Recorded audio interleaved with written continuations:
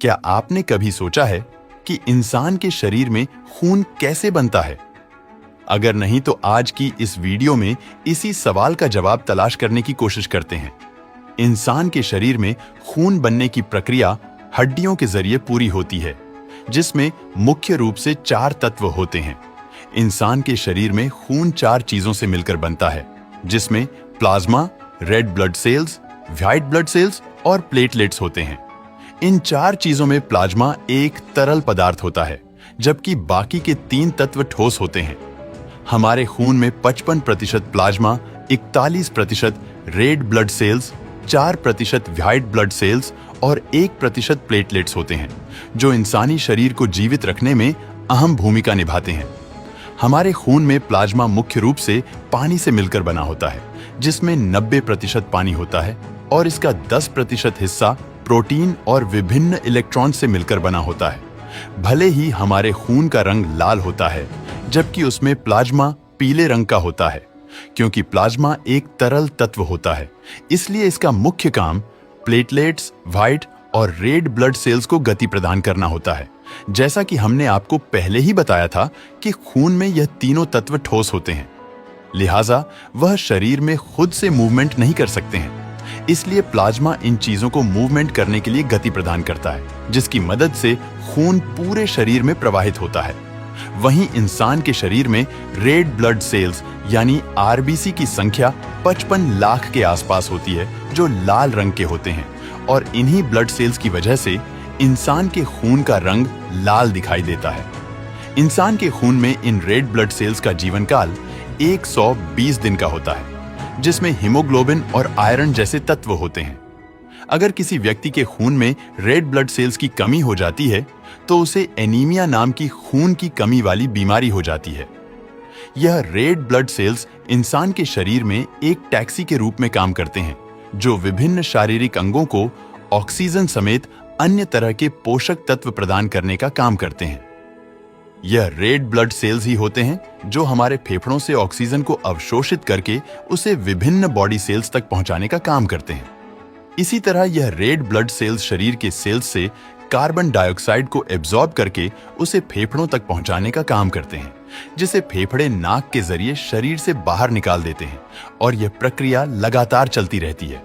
इसी तरह इंसान के खून में व्हाइट ब्लड सेल्स पाए जाते हैं, जिनकी मात्रा काफी कम होती है, लेकिन यह हमारे खून में पाए जाने वाले सबसे बड़े पार्टिकल्स होते हैं। इंसान के शरीर में बहने वाले खून में व्हाइट ब्लड सेल्स की संख्या लगभग 10,000 होती है, जो सिर्फ 4 दिन तक जिंदा रहते हैं और 4 दिन बाद इनकी मौत हो जाती है। इंसान के खून में व्हाइट ब्लड सेल्स शरीर के अंदर प्रवेश करने वाले विभिन्न प्रकार के घातक बैक्टीरिया और वायरस से लड़ने का काम करते हैं, जिसकी वजह से इंसान की रोग प्रतिरोधक क्षमता बेहतर होती है। यानी अगर हमारे खून में व्हाइट ब्लड सेल्स नहीं होंगे, तो हमारा शरीर किसी भी तरह की बीमारी, बैक्टीरिया या वायरस से लड़ने के काबिल नहीं रहेगा।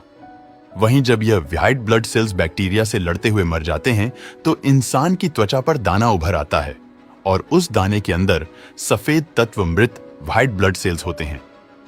इन व्हाइट ब्लड सेल्स को इंसान के शरीर का सिक्योरिटी गार्ड कहा जाता है, जो बाहर से आने वाले किसी भी प्रकार के वायरस और बैक्टीरिया से लड़ने और शरीर को सुरक्षा देने का काम करते हैं। भले ही व्हाइट ब्लड सेल्स का जीवन काल सिर्फ 4 दिन का होता है, लेकिन इंसान के खून में यह सेल्स लगातार बनते रहते हैं, जिसकी वजह से खून में इन सेल्स की कमी नहीं होती है।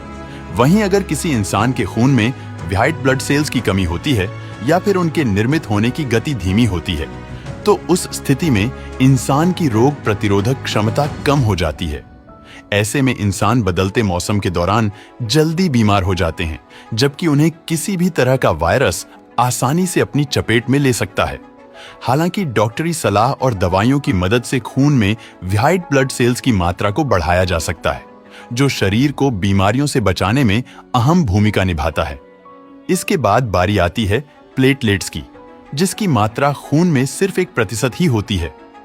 हमारे खून में प्लेटलेट्स की संख्या 2 लाख के आसपास होती है, जबकि इनका जीवन काल सिर्फ 7 दिन तक होता है। प्लेटलेट्स की मौजूदगी की वजह से इंसान के शरीर से खून नहीं बहता है, क्योंकि इसका काम खून के बहाव को रोकना होता है। जब कभी इंसान के शरीर पर चोट या कट लग जाता है तो उस जगह से बहुत ज्यादा खून बहने लगता है, लेकिन खून में प्लेटलेट्स उस चोट की जगह को कवर करने का काम करते हैं ताकि शरीर से कम मात्रा में खून बाहर निकले। अगर इंसान के खून में प्लेटलेट्स की मौजूदगी नहीं होगी तो छोटी सी चोट लगने पर हमारे शरीर से बहुत ज्यादा मात्रा में खून बह जाएगा और इसकी वजह से इंसान की मौत भी हो सकती है। इसके अलावा प्लेटलेट्स में कुछ खास तरह के प्रोटीन और हार्मोन्स पाए जाते हैं जो इंसान के शरीर को ऊर्जा और ताकत देने का काम करते हैं। ये प्लेटलेट्स शरीर में अंदरूनी ब्लीडिंग को रोकने का भी काम करते हैं, जिसकी वजह से इनकी संख्या में थोड़ी सी कमी आने पर इंसान को भारी थकान और बीमारी का एहसास होता है। खास तौर से डेंगू जैसी बीमारी में प्लेटलेट्स की संख्या में भारी गिरावट दर्ज की जाती है, जिसकी वजह से इंसान की तबीयत खराब हो जाती है और इसलिए खून में इस तत्व की ठीक मात्रा होना बेहद अहम होता है। आपने यह तो जान लिया कि इंसान के खून में विभिन्न तत्व क्या और कैसे काम करते हैं। तो आइए अब यह जान लेते हैं कि इंसान की हड्डियों में भी खून कैसे बनता है। दरअसल इंसान की हड्डियों के अंदर लाल रंग की बोन मैरो होती है, जिसमें कई तरह के तत्व पाए जाते हैं। आसान शब्दों में कहा जाए तो हड्डियों के अंदर bone marrow white blood cells, red blood cells और प्लेटलेट्स को बनाने का काम करती है और यह काम हमेशा चलता रहता है। वहीं इंसान के खून में प्लाज्मा को बनाने का काम लीवर का होता है, क्योंकि लिवर पानी को फिल्टर करने का काम करता है और प्लाज्मा में सबसे ज्यादा मात्रा में पानी ही होता है। लिवर में प्रोटीन और विभिन्न तत्व पानी को प्लाज्मा में बदलने का काम करते हैं, जो रक्त वाहिकाओं में red blood cells, white blood cells और प्लेटलेट्स के साथ मिल जाता है। इस तरह प्लाज्मा हड्डियों द्वारा बनाए गए तीनों ठोस तत्वों को रक्त वाहिकाओं में आगे बहने के लिए स्पीड देता है, जबकि यह चारों तत्व आपस में इंसान के शरीर को खून का कभी न रुकने वाला एक नेटवर्क देते हैं। अगर इंसान के खून में इन चारों तत्वों में से किसी भी एक तत्व की कमी हो जाए तो उसे घातक बीमारी होने का खतरा कई गुना तक बढ़ जाता है। वहीं किसी भी बीमारी का पता लगाने के लिए भी इंसान के खून की जांच की जाती है, क्योंकि यह खून हड्डियों और लीवर से निर्मित होने वाले तत्वों से मिलकर बना होता है और इससे मरीज की केस हिस्ट्री का आसानी से पता लगाया जा सकता है। यही वजह है कि डॉक्टर ऐसा खाना और फलों को खाने की सलाह देते हैं जो शरीर में खून की मात्रा को बढ़ाने और उसे बनाने में अहम भूमिका निभाते हैं।